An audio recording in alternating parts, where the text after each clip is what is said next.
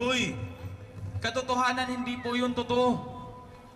Kaya kung merong claim ang isang tao o merong claim ang isang nag-aangking sugo ng Diyos, dapat alamin natin kung talagang meron ba siyang katangian ng isang sugo. Pangalawa, paano natin malalaman na kung siya ay sugo ng Diyos? By the way, merong sugo ng Diyos ang huling pinadala subhanahu wa ta'ala. Yun ang propeta ng mga Muslim. Siya po ay si Propeta Muhammad sallallahu alaihi wasallam. Si Propeta Muhammad sallallahu alaihi wasallam, masabi nating sugo sapagkat meron siyang dalang revelasyon. Ano po yun? Yung po ay ang Quran. Malinaw na walang ibang taong nag-angkin na propeta na merong dalang kautusan maliban kay Propeta Muhammad sallallahu alaihi wasallam. Malinaw po yun. Kaya madali mong ma-distinguish ang propeta o sugo kung siya ay peke o siya ay totoo. At katunayan, ang Quran ay naging batas ng Saudi Arabia. Imagine, merong batas ang Saudi Arabia na ginagamit po ang Quran. Maliban sa bansang Saudi Arabia, wala nang bansa na humawak ng Quran bilang konstitusyon ng kanilang pamumuhay. Binabase ang lahat ng mga pagbabatas sa loob ng bansang ito gamit ang banal na kasulatan. At nakita natin kung gaano ka-safe ang lugar natin. Siguro ngayon, kung sa atin tayo sa Pilipinas, meron tayong makikita dyan na nagiinuman sa tabi. Meron tayong nakikita dyan na mga babae na kinakalabit ang ating mga balikat. Siguro may nakikita tayo dyan, naglalaro ng tungit o nagsusugal sa harap natin. Nakikita natin sa ating bansa kung gaano katindi ang mga sinasabi nating bisyo sa ating lipunan. Sapagkat ang bansa natin, ang ginagamit po ay konstitusyon ng Pilipinas. Samantalang po sa Saudi Arabia, ang batas dito ay Quran. Kaya nakita nyo na safe tayo.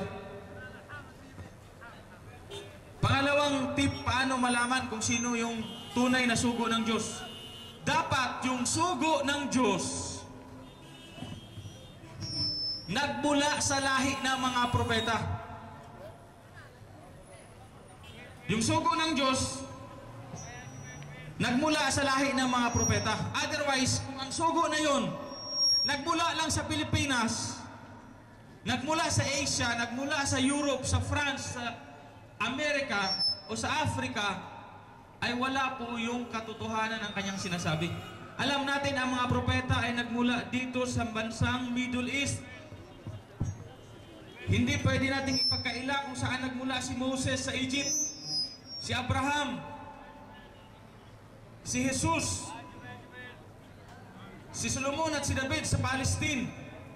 Lahat na bansa na yun ay bansa po yun ng mga Arabs o bansa na nasa Middle East. Malinaw dito mga kapatid, malinaw na ebidensya na ang mga propeta ay nagmula sa bansang Middle East. Kaya kung mayroong propeta na nagsasabi na sila'y propeta, alamin mo kung ano ang kanyang pinagmulan. Pangatlong batayan, napakaraming pwede nating pagpasihan, pero tatlo lang kasi kulang tayo sa oras. Malaman natin kung tunay na propeta, yung nagsasabing propeta, kapag hindi siya kumakain ng abuloy. Hindi siya kumakain ng abuloy. Ibig sabihin, hindi siya kumukuha ng pera mula sa kanyang tagasunod. Inipon niya sa bangko at nagpayaman siya. Sapagkat katotohanan, ang mga propeta ay mga mahirap lamang. Sumama sila sa mga mahirap at mga inaapi at mga mahihina. Kaya pag ang sabi ng isang tao, propeta siya, pero ang kanyang bank account hindi na pwedeng interesan sa Pilipinas sa sobrang laki. Kung ang kanyang bahay ay mansyon, sumasakay sa magarang kotse, yung propeta na yun, Brad, ay naloko lang tayo. Kaya may mga naloko kasi may nagpapaloko.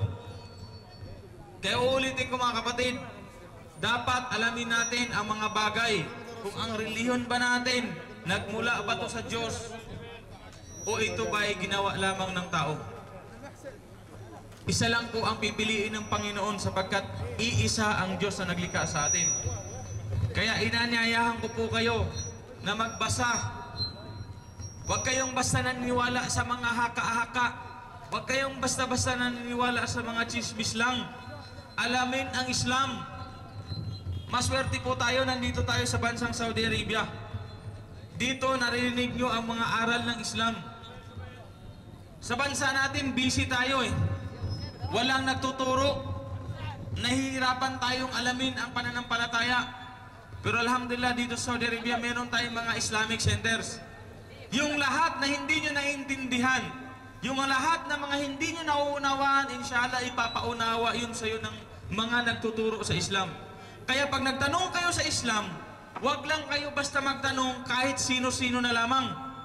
For example, meron kang kaibigan Bengali. Nagtanong ka, ano ba yung Islam? Unang-una ang lingwahe ng Bengali at Pilipino magkaiba. Hindi niya ma-express o hindi niya ma-share sa iyo ang tamang aral. Kaya pag nagtanong kayo sa Islam, pumunta po kayo sa mga Islamic centers. At alhamdulillah, ito pong Hidayah Center ay halos nandito lang.